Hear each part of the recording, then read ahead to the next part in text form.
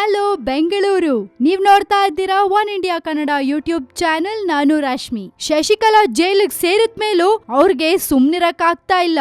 ಏನೋ ಒಂದು ತಗಾದೆ ತೆಗಿತಾನೆ ಇರ್ತಾರೆ. ಪರಪರ ಅಗ್ರಹಾರದಲ್ಲಿ ಅವ್ರಿಗೆ ಯಾಕೋ ಪಾಪ ಸರಿ ಹೋಗ್ತಿಲ್ಲ ಅಂತ ಅನ್ಸತ್ತೆ.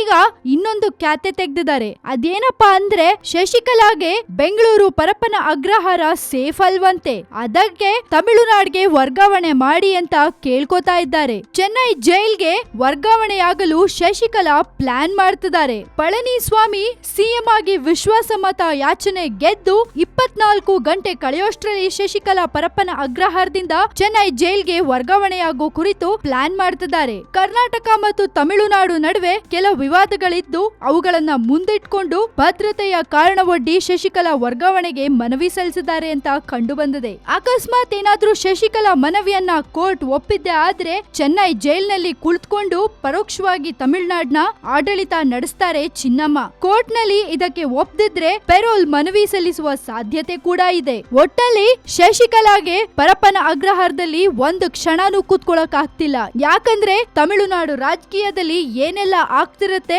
ಅದೆಲ್ಲಾ ಇನ್ಫಾರ್ಮೇಶನ್ಸ್ ಅವ್ರಿಗೆ ಬರ್ತಾ ಇರ್ಬೇಕು. ಅವ್ರು ಜೈಲ್ನಲ್ಲಿದ್ರು ಆಡಳಿತ ನಡೆಸೋ ಆಸೆ ಮಾತ್ರ ಬಿಟ್ಟಿಲ್ಲ. ಹಾಗಾಗಿ ತಮಿಳುನಾಡು ಜೈಲ್ಗೆ ನನ್ನ ಶಿಫ್ಟ್ ಮಾಡಿ ಅಂತ ಕೋರ್ಟ್ಗೆ ಮನವಿ ಸಲ್ಲಿಸ್ತಾ ಇದ್ದಾರೆ. ನೋಡ್ಬೇಕು ಏನಾಗತ್ತೆ ಅಂತ. ನಿಮ್ಮ ಪ್ರಕಾರ ಶಶಿಕಲಾ ಪರಪ್ಪನ ಅಗ್ರಹಾರದಲ್ಲೇ ಇದ್ರೆ ಒಳ್ಳೇದಾ ಅಥವಾ ತಮಿಳುನಾಡು ಜೈಲ್ಗೆ ಹೋದ್ರೆ ಒಳ್ಳೇದಾ? ಈ ನಿಮ್ಮ ಒಪಿನಿಯನ್ಸ್ ಅನ್ನ ನಮ್ಮ ಕಮೆಂಟ್ ಬಾಕ್ಸ್ ನಲ್ಲಿ ಹಾಕಿ ಕಳ್ಸೋದನ್ನ ಮರಿಬೇಡಿ. ಮತ್ತಷ್ಟು ಸುದ್ದಿಗಳಿಗೆ ನೀವೇನ್ ಮಾಡ್ಬೇಕು, ಸಬ್ಸ್ಕ್ರೈಬ್ ಮಾಡ್ಬೇಕು one India Kannada YouTube channel. So keep watching one India Kannada news channel.